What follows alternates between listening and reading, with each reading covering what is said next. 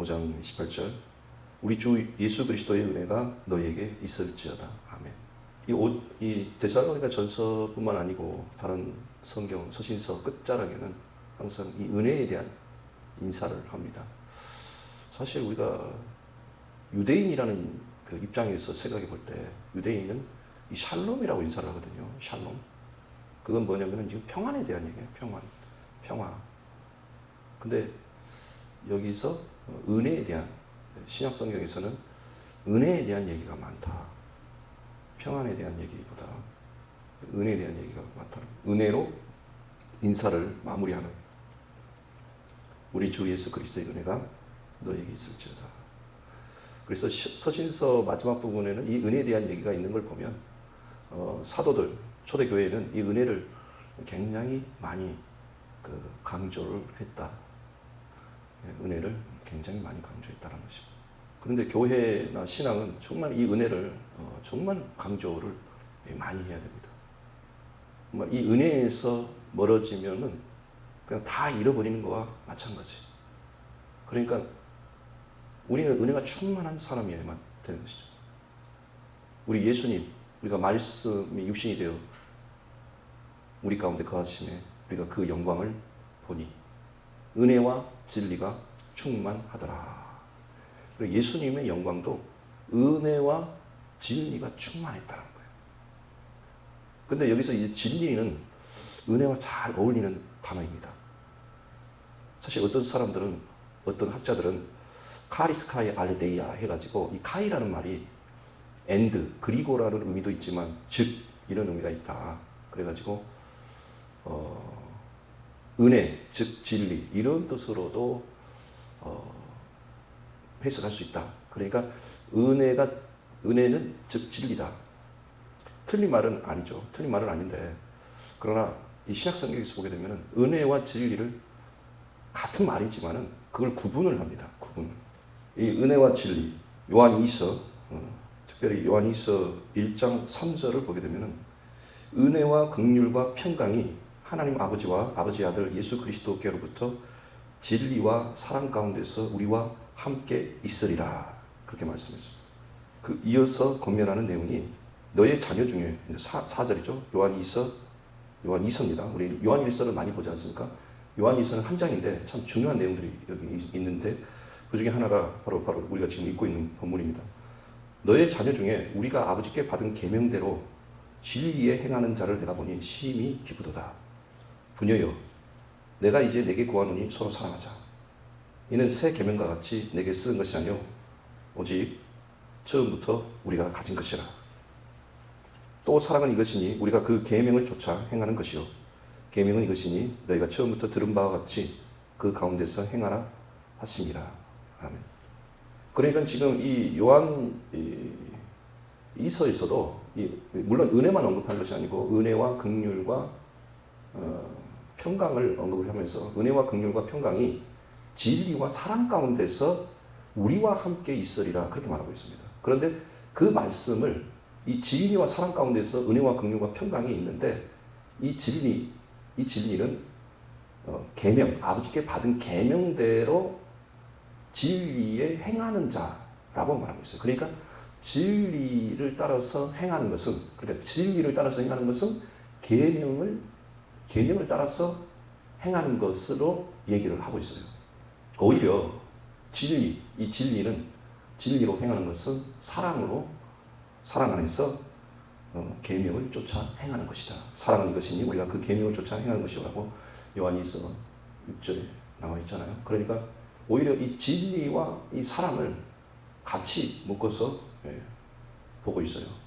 사실 예수님은 내가 곧 길이요 진리요 생명이라고 했는데 이 진리를 따라서 행하는 것은 사랑으로 같이 보고 있어요. 사랑으로. 그러니까 사랑은 계명을 쫓아 행하는 것이다. 그런데 사랑은 계명을 따라 행하는 것인데 이것이 바로 진리를 따라서 행하는 것이다. 그 진리를 따라서 행하는 것은 계명을 따라서 진리로 행하는 거라는 거예요. 그러니까 은혜와 긍휼과 평강. 자, 우리는 은혜를 보고 있는데 이 은혜가 어떻게 있느냐? 진리와 사랑 가운데에서 우리 가운데 있다라는 거예요. 그러니까 은혜가 그 진리와 사랑 가운데. 그러니까 사뭇 여기서 요한일서에서 해석하는 것을 보게 되면은 은혜라고 하는 것은 진리로 행하는 가운데에, 더 길게 요한일서 표현 들어가게 되면 은혜는 계명을 따라 진리로 행하는 가운데에 은혜가 우리 가운데 있다는 거예요. 은혜와 진리가 충만하더라. 우리가 그 말씀이 육신이 되어 우리 가운데 거하시면 우리가 그 영광을 보았어요. 그 영광을 보니 그 영광은 은혜와 진리가 충만하더라. 그러니까 은혜라고 하는 것은 진리, 바로 진리로 행하는 가운데에 은혜가 있다는 거예요. 딱 성경 말씀 그렇죠. 또 로마서에 보게 되면 로마서 5장에 보게 되면 우리가 은혜라고 했을 때에 은혜는 거저 준다라는 거잖아요. 거저 준다. 그래서 우리가 로마서에서 보게 되면 우리가 이라는 사람은 그것을 은혜로 여기지 않는다라고 되어 있어요. 그러면 이라는 사람은 은혜로 여기지 않고 빚으로 여긴다라고 그랬죠. 삭설 빚으로 여긴다. 그러니까 내가 응당 받아야 할 것으로 여긴다는 거예요. 그러면은 우리가 은혜 가운데 있다는 것은 아무 일도 안 하는 것이냐? 하는 게 하나 있다는 거예요. 우리 일을 안 했으니까, 일을 안 했다고 하는데 또 뭔 일을 했냐? 그게 아니라 우리가 이 은혜 가운데 있으려면은 로마서 5장에 나와 있는 표현대로 믿음으로 들어가는 믿음으로 서 있는 이 은혜에 들어감을 얻었다. 그렇게 말씀을 하셨어요. 그러니까 믿음으로 서 있는, 또한 그로 말미암아 우리가 믿음으로 서 있는 이 은혜에 들어감을 얻었으며 하나님의 영광을 바라고 즐거워하느냐. 로마서 5장 2절 말씀인데 우리가 믿음으로 서 있어야 되는 거예요. 그러니까 우리가 은혜 가운데 있기 위해서는 믿음으로 서 있어야 된다. 그러므로 결국은 믿음으로 서 있다는 것은 진리로 행하는 것과 연결이 되죠. 왜냐하면 믿음으로 서 있다는 것이 뭐예요? 하나님의 약속의 말씀이 예수 그리스도를 통해서 이루어지는 것을 믿는 거잖아요. 그렇기 때문에 모든 하나님의 약속의 말씀이 예수 그리스도를 통해서 이루어지는 것을 믿는 것이 바로 그 믿음으로 서 있는 거예요. 그래서 믿음으로 서 있음으로써 우리가 은혜로 들어간다는 것입니다. 그러니까 일은 아니하였지만 일은 아니할지라도 경건치 아니하는 자를 의롭다 하신 이를 믿는 자에게 그 믿음을 의로 여기신다고 했잖아요. 믿음을 통해서 우리는 은혜 가운데 거하는 거예요. 그리고 그 믿음은 모든 하나님의 약속의 말씀이 예수 그리스도를 통해서 진리를 통해서 성취되고 완성된 것을 믿는 그 믿음이기 때문에 그 믿음을 말하는 거기 때문에 결국 믿음으로 우리가 서 있음으로써 이 은혜 가운데 모든 것을 하나님이 우리에게 거저 주시는 선물로서 우리가 하나님으로부터 받게 되는 것입니다. 우리가 구약 성경을 보게 되면은 은혜라는 단어가 있습니다. 그런데 어떤 사람들은 이 은혜라는 단어와 인자라는 단어를 헷갈려 할 때가 있어요. 헷갈려. 그래서 근데 우리가 인자하심, 하나님의 인자하심은 은혜가 아닙니다. 헤세드는 은혜가 아니에요. 예를 들어서 우리가 호세아 6장 6절을 보게 되면 인애를 원하고 나는 인애를 원하고 제사를 원치 아니하며 번제를 원하지 않으며 하나님 아는 것을 원하느니라 그렇게 말씀하셨어요. 그런데 이것을 마태복음이나 누가복음에서 인용을 할 때 예를 들어서 제자들이 보리 이삭을 까먹거나 이런 경우에 한 두세 차례 정도 인용이 됐습니다. 한 2차례 정도.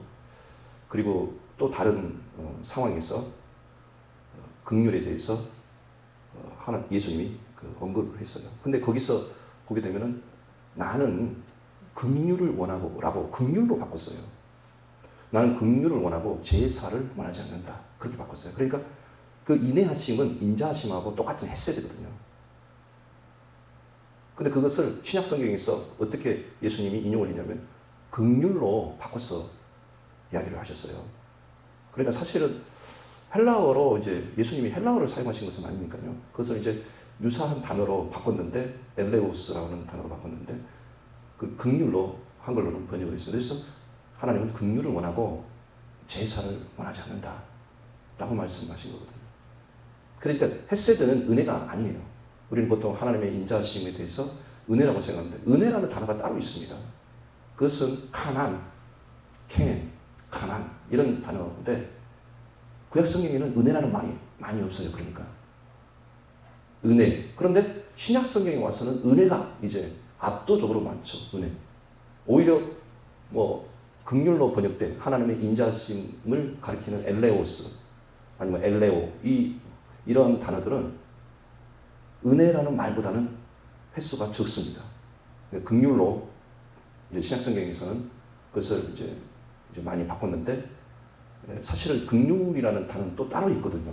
그래서 우리가 애가 끌듯이 모태의 그러한 정으로 불쌍히 여기는 그러한 그 불쌍히 여긴다는 말로 할 때의 긍휼이 따로 있거든요. 그래서 신약 성경에서 오히려 구약 성경에서는 인자하심이라는 말이 압도적으로 은혜보다 많지만은 신약에 와서는 이제 은혜가 압도적으로 많습니다. 은혜라는 말이. 그러니까 이제 예수 그리스도를 통해서 이제 거저 주시는 은혜가 이제 은혜의 그 문이 활짝 열린 거죠. 은혜가 활짝 열렸습니다. 그런데 우리가 이 은혜로 우리가 충만하기 위해서는 예수 그리스도의 그 진리를 따라서 행하는 것. 이 부분이 중요하다는 거예요. 은혜가 충만하려면 바로 진리. 그러니까 은혜와 그 진리가 잘 어울려요. 그러니까 지식이 없어서 내 백성이 지식이 없어서 망한다고 은혜하고 잘 어울리는 말이 여러분 의외로 지식이라는 단어가 있습니다. 근데 은혜와 지식이 정말 어울리지 않을 것 같은데 실상 은혜와 지식은 아주 잘 어울립니다.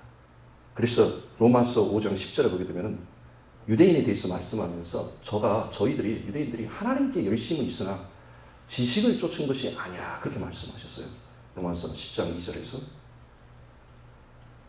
저희가 하나님께 열심은 있는데 지식을 쫓지 않았다는 거예요. 지식이 없어요. 여러분 이 은혜라는 말이 그런데 우리가 의외로도 전도서 9장 11절을 보게 되면 거기에 참 재밌는 말이 나오는데 여기서 보면은 뭐 예를 들어서 경주자 그러니까 빨리 달리는 사람이 빨리 성착하는 것은 아니다. 용맹한 자들이 전투에서 이기는 것은 아니다. 지혜로운 자들이 식물을 얻는 것은 아니다. 명철한 사람들이 재물을 얻는 것은 아니다. 그리고 약간 좀 어렵게 번역을 했는데 사실 기능자라고 되어 있는데 지식이 있는 자예요. 지식이 있다고 은총을 얻는 것은 아니다. 이 모든 것은 시기와 우연이 있다. 이렇게 말씀하셨어요. 그런데 이 말씀은 사실 그 말씀 또한 이 얘기를 하고 있는 거예요. 가장 잘 어울리는 개념을 서로 연결을 시켰어요. 빨리 달리는 사람은 빨리 경주에서 도착해서 이기는 것이고 용맹한 사람은 전투에서 이기고 지혜로운 사람은 양식을 얻을 것이고 명철한 사람은 재물을 얻는다는 것입니다. 그리고 지식이 있는 사람은 은총을 얻는다는 거예요. 그러니까 선지자들이 내 백성이 지식이 없으므로 망하였도다. 선지자들이 탄식했지 않습니까? 근데 로마서 10장에서도 내 백성이 열심은 많은데 지식을 쫓지 않았다. 그러면서 하나님의 의를 모르고 자기 의를 세우려고 힘써 하나님의 의를 복종하지 아니하였다라고 말하고 있습니다. 그러니까 지식이라고 하는 것 이것이 스스로의 의가 아니라 하나님의 의를 얻는 그 지식을 말하는 거죠. 그러니까 하나님의 의를 얻는 지식. 그래서 하나님의 의를 얻어서 바로 법에 이르는 하나님의 의에 이르러서 그 법을 이르는 그래서 의의 법을 쫓아간 로마서 9장이죠. 하나님 저희들이 왜 넘어졌느냐? 왜 저들이 넘어졌느냐? 그들이 넘어진 이유가 행위를 의지함이라 그렇게 말씀했잖아요. 그러니까 로마서 9장에서 의의 법을 쫓아간 이스라엘은 법에 이르지 못했다. 저희가 믿음에 의지하지 않고 행위에 의지함이라 부딪힐 돌에 부딪혔다라고 말씀하고 있습니다. 하나님의 의를 얻어서 율법에 이르러야 되는데 그 법에 이르지를 못했다는 것입니다. 그것은 하나님의 의를 모르고 힘써 자기의 의를 세우려고 힘써 하나님의 의에 복종하지 않았다는 거예요. 그러니까 지식이 없었다는 것이 뭐예요? 결국 지식이라고 하는 것은 하나님의 의를 얻어서 의의 법을 통해서 그 법에 이르게 된다는 말이 아까 말씀 우리가 요한일서 읽은 것처럼 은혜와 긍휼과 평강이 진리와 사랑 가운데에서 우리들 가운데 있는데 그것이 계명을 따라 진리로 행하는 자라고 말하고 있잖아요. 성경은 정말 정확하게 말하고 있습니다. 그러니까 은혜라고 하는 것은 믿음으로 서 있음으로 은혜에 들어가는데 그 믿음이라고 하는 것은 하나님의 의에 이르는 믿음이에요. 그러니까 일이 아무 일도 하지 않으면서 뭔가 선물을 얻는 걸 생각해 볼 때는 정말 게으르고 나태한 사람이 뭔가를 받는 것 같은데 그게 아니고 하나님의 모든 약속의 말씀이 예수 그리스도를 통해서 이루어지는 그 진리를 따라서 행하는 사람. 그래서 자기의 의가 아니라 하나님의 의의 법을 깨달아서 하나님의 의를 얻어서 그 법에 이르는 그 계명을 따라 진리로 행하는. 그래서 그 진리 안에서만이 그 하나님의 풍성한 은혜를 누리게 된다는 것입니다. 그러므로 왜 은혜를 그렇게 강조하는데 은혜가 없나? 우리가 진리로 행하지 않기 때문에. 우리 예수님의 영광은 은혜와 진리가 충만하다는 것입니다.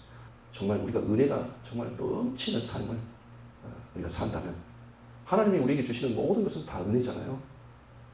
그래서 정말 은혜가 넘치는 교회가 되고 우리 가정이 되고 우리 직장이 되고 사업장이 되고 그러면 이 도시도 어둡고 캄캄한 이 도시도 밝은 도시가 될 것입니다. 잠언에서 11장에서 그렇게 말하잖아요. 의인이 형통하면. 그러니까 거기서도 의인이라고 말하잖아요. 그러니까 하나님의 의를 깨달아서 그 진리로 행하는 사람이에요. 의인이 형통하면 성읍이 즐거워하고 악인이 패망하면 기뻐 외칩니다. 그러니까 우리가 그러니까 은혜와 지식이라는 것이 전혀 관련이 없는 것 같은데 오히려 은혜와 지식은 굉장한 관련을 갖고 있다. 내 백성이 지식이 없어서 망한다. 양식이 없어 주림이 아니요 물이 없어 가람이 아니요 여호와의 말씀이 부족한 기간이라. 하나님께서 우리에게 먼저 말씀을 주셨다면 우리가 정말 하나님의 은혜로 충만한 교회가 될 것입니다. 기도하겠습니다. 하나님, 우리가 은혜로 충만한 성도가 되게 해주시고 교회가 되게 해주시옵소서. 감사드리며 예수님의 이름으로 기도합니다.